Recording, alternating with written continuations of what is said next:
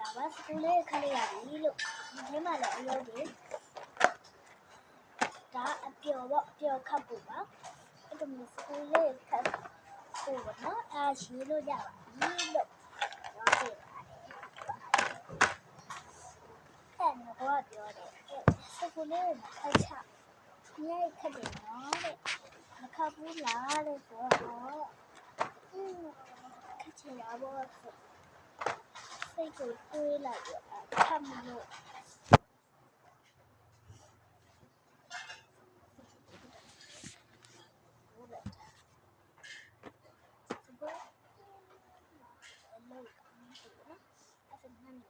ပါပါ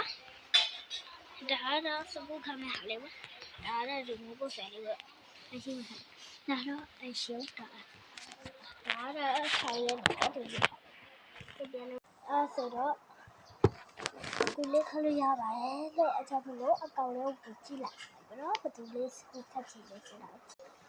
ညီမလေးကတခုပြောလိုက်တယ်အကောင်လေးမှာမရှိရဘဲနဲ့အပြေမှာပေါ့နော်ပြေမှာငါအမပါနှစ်ခေါက်ခတ်ချင်လို့တဲ့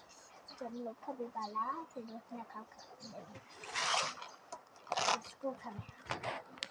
ဒါနဲ့ဒီခတ်မှာဒါတော့ဒီထဲမှာလည်းရုပ်တည်ရှိတယ်ရုပ်တော့ထားဒီထဲမှာကတ်တယ်အဲ့ဒါနောက်တစ်ပွဲမှာပဲပေါ့နော်ခတ်ပြမယ်ပေါ့နော်အခုကတော့ဒါလေးစီလာပဲပြရတယ်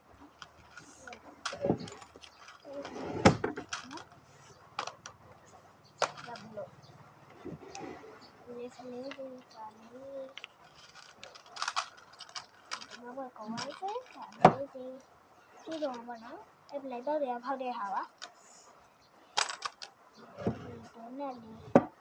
အဲ့ဒါလိုက်တော့ရဖောက်တယ်အဲ့ဒါဆိုတော့ဒါတော့အရောက်စင်နေနေနေဟိုခ